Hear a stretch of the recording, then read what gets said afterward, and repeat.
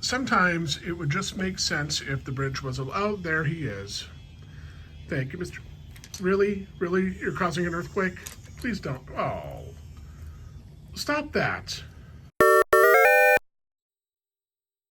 I love my bridge, but sometimes, for various reasons, it would be nice to have a much longer bridge, or a bridge that just maybe depending on your layout and things are going underneath, you want it, you just need it to be bigger, or you want a whole elevated thing, or thank you for your help, sir. Or as is the case, sometimes coming down those slopes and immediately making a turn isn't always the best thing as far as the train staying on the tracks. Yeah, okay, that's enough. Yeah, thank you for all your help, but you're going to go away now. So, Brio makes these. These are super supports. They're the same red color as the bridge. They make some other supports. There are some just very plain Jane looking block ones that you'll see with classic Brio sets from the 80s, like my big girder bridge, the arch girder bridge. I did a video on that. There are some green ones that are kind of very creative that you can do like multiple layers. But I think I got these because they go the best with the big red bridge.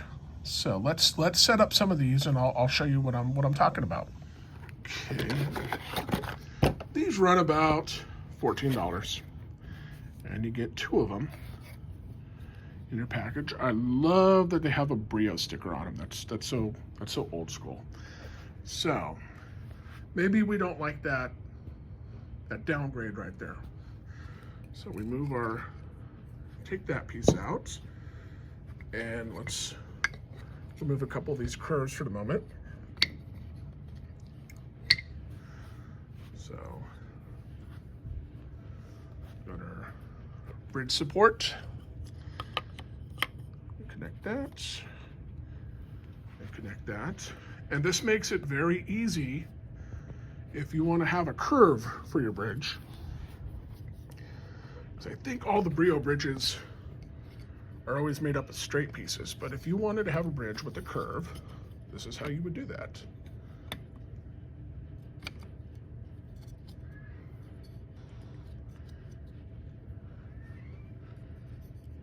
And if you are a parent of a child like I was, first of all, I pity you just a little bit.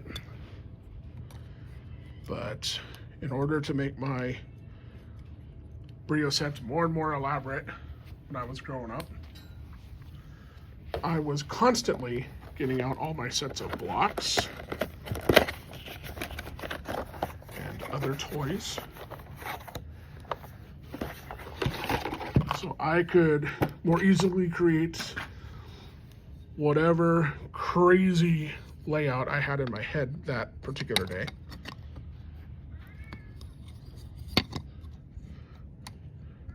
I don't know what it is with my kitty cats. Now the other one's here. It has a lot to say. And as you guys know, Angel the cat doesn't usually like to appear in the videos, but maybe she's excited about having an elevated train. So in some cities, I imagine they have them in Europe too, but I don't really know for sure, but in some cities here in America,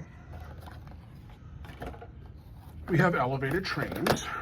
You see that a lot in Chicago, New York, St. Louis. Detroit has a small one. And it's just a train that, there'll be buildings and stuff around. It's just a train that runs up high, so it doesn't interfere with regular street traffic. But a lot of commuters can still get to and from where it is they want to go.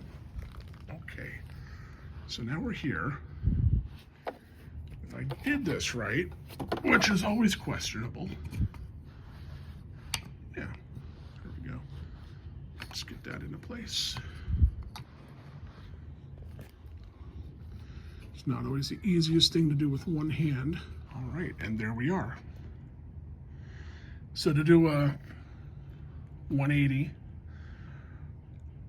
in this case took 5, but that's because I have that straight piece there. So if you want to do a a U-turn, if you want to do a 180 for some reason, you're going to need 4 of these. And that's 2 boxes of these. So let's see how this works.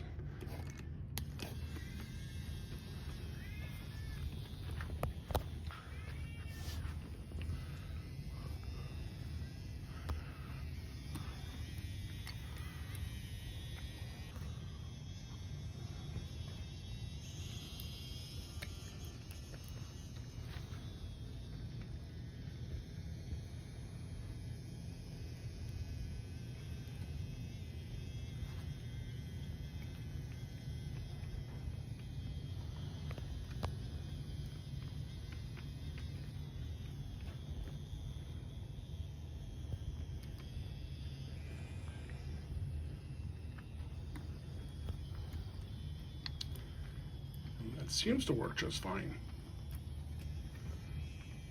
Looks pretty snazzy.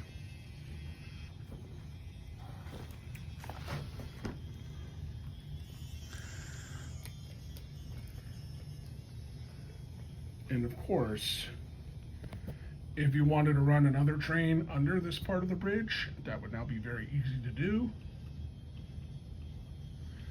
Maybe you have some track going from over here underneath and then going underneath the main part of the bridge. It's a bunch of different ways to do it.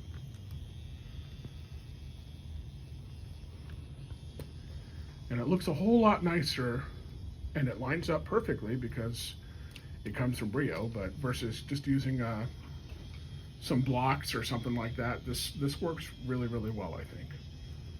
One specific reason I wanted to get these is for the area coming up right here, which I've had some issues with derailments as the train goes down. And it just doesn't lay the flattest.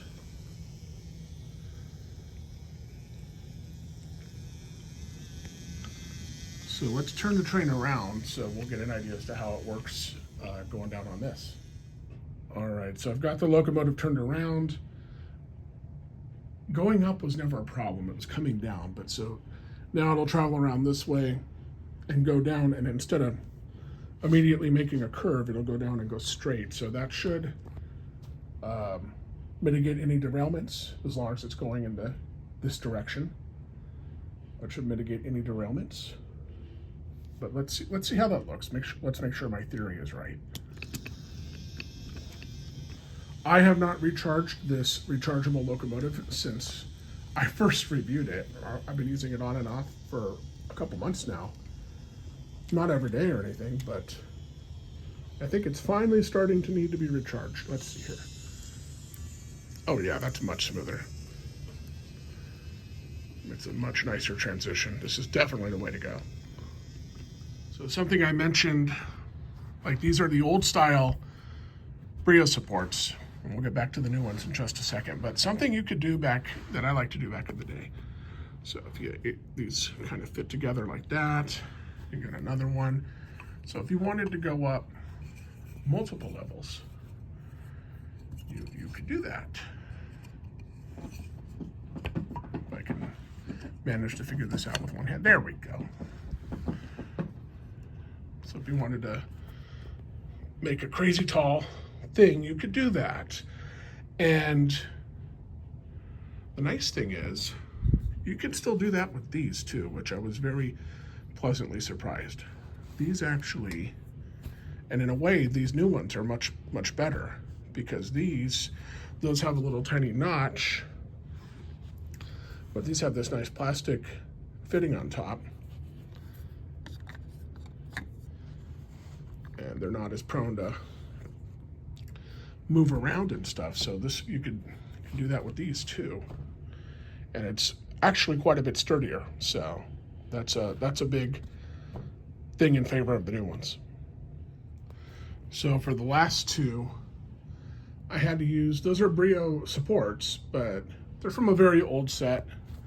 I did a review on that for the arched girder bridge. But I just didn't have enough of those new cool red ones. I'll have to maybe pick up some more of those now that I know they work well. So I definitely recommend those. They look nice. But for today, I had to use those older ones. But they're love that about Brio. So much of the old stuff works with the new stuff. This is a mix of modern Brio track and 40-year-old Brio track.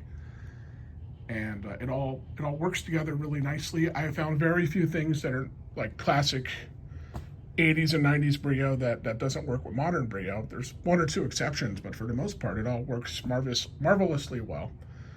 But now that we have this whole elevated thing, let's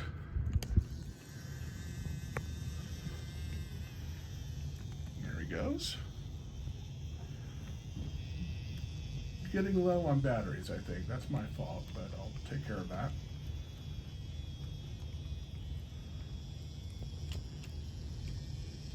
I love the little details on the newer supports.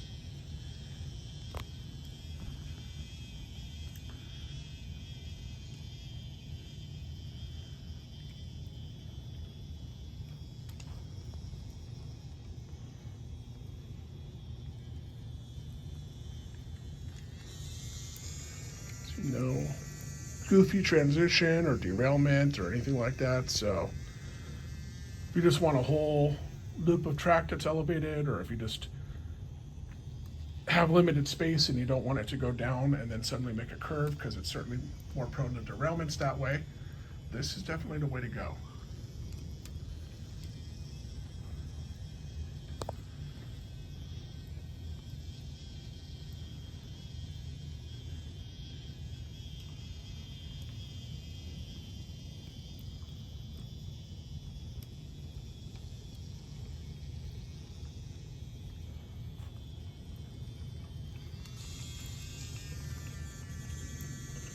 All right, thank you very much for watching. Please like and subscribe. I'm really trying hard to get to 1,000 subscribers, so if you wouldn't mind, then I can monetize my channel and buy a bunch more Brio stuff. But seriously, thank you for watching. I do appreciate it, and I definitely recommend these supports. I love how they are the exact same height and work perfectly with the old Brio stuff. So if you have some vintage Brio like I do, or you find some at a garage sale or something like that, it'll work. It's all compatible. Thanks again. I will see you guys next time.